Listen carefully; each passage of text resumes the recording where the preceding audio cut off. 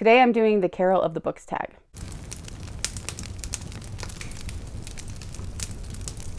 Welcome back to Candlewick Library. I'm Cheryl. This original tag was from Lovely Days with Holly. I was tagged by Tales and Treats with Tay, which is a really great channel, so go check her out if you haven't already. There are 15 prompts that are each a Christmas carol, and so I've picked a book that goes with each one. I tried to pick books that have been either family favorites or books that I've read recently, but some of them are a little bit older, so I will have some caveats to a few of these books. Number 1, It Came Upon a Midnight Clear, a book with a nighttime scene on the cover. For this, I picked The Westing Game.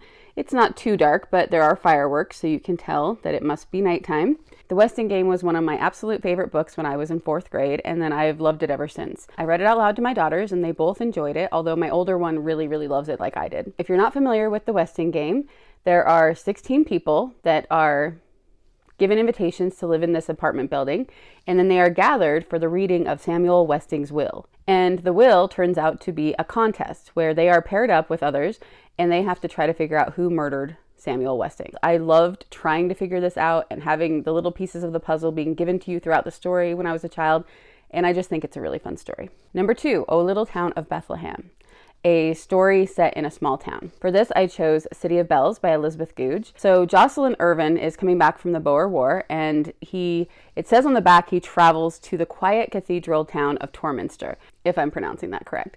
And so I thought, well, quiet town, it's a small town. I love this book. This is my very favorite Elizabeth Goudge book. It's in a cathedral town. He comes to the town and is reconnecting with his grandparents and a young cousin, and a young girl that his grandparents have adopted. He becomes interested in a mystery writer who has disappeared.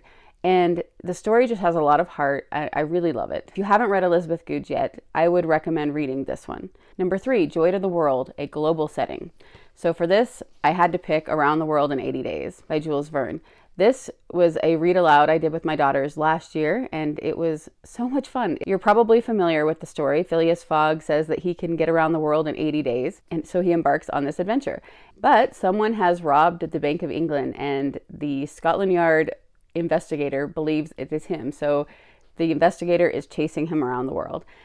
And I just think it's a really fun adventure. Number 4, Silent Night, an element of silence in the story. This one I had a really hard time figuring out what I was going to pick, and then I looked on my shelf and saw The Silent Governess by Julie Klassen. She has become one of my favorite authors over the last year, and I did really enjoy this book. So the way that silence comes into the story, this woman is attacked by someone, and they hurt her throat, and so she can't speak.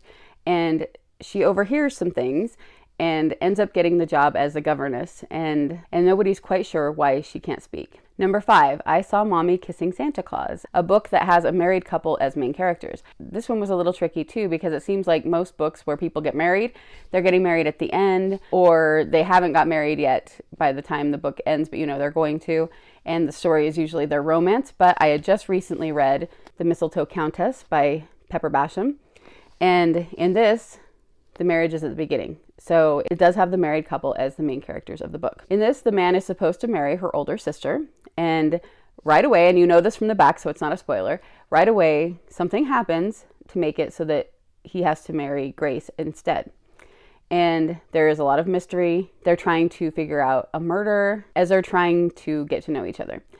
I really liked this story. I will go into a bigger review at the end of the month. Unfortunately, I do have to add a caveat to this book because I do think it was really fun, but I felt like the intimacy was a little bit too much in this book for what I expected for a Christian book. There is a lot of faith elements in this book. I loved the story and I loved the faith element, but I knew that I couldn't give this to my daughters because they would be really uncomfortable with the marital relationship between the two characters. All of the scenes are pretty much closed door, but there's still more detail and more thinking about and talking about their intimacy than I think that there should have been in this book.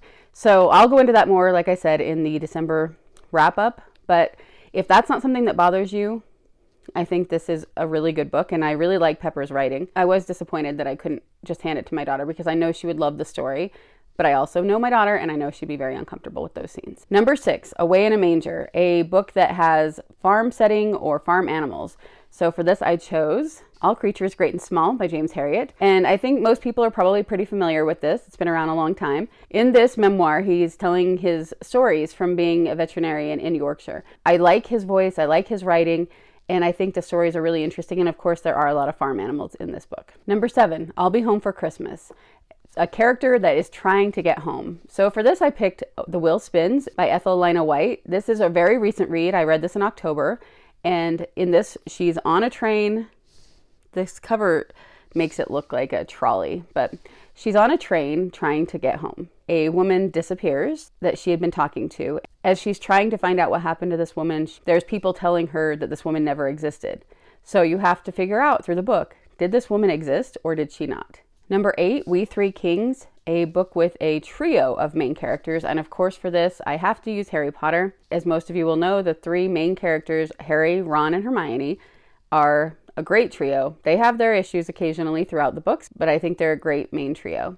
And of course, I love Harry Potter. I know that some people don't like it and have issues with it, but I find so much good in this series of books, and I just love the stories, and I love the characters. Number 9, The 12 Days of Christmas, a book with 12 letters in the title. I chose The Lost World by Sir Arthur Conan Doyle. This was a 2023 book as well.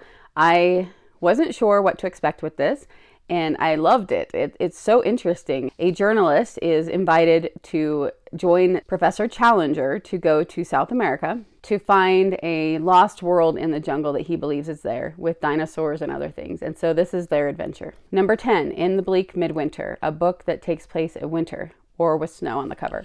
So I chose Murder on the Orient Express by Agatha Christie. Of course, there is a lot of snow in this. And in this story, the Orient Express is stopped by a snowdrift. As they're stuck, someone is murdered.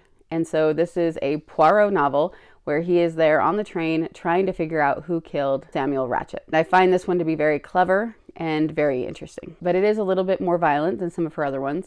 So if you don't like that, then I would stay away from it, but it's one of my favorites of her books. Number 11, Blue Christmas, a book that has an all blue cover.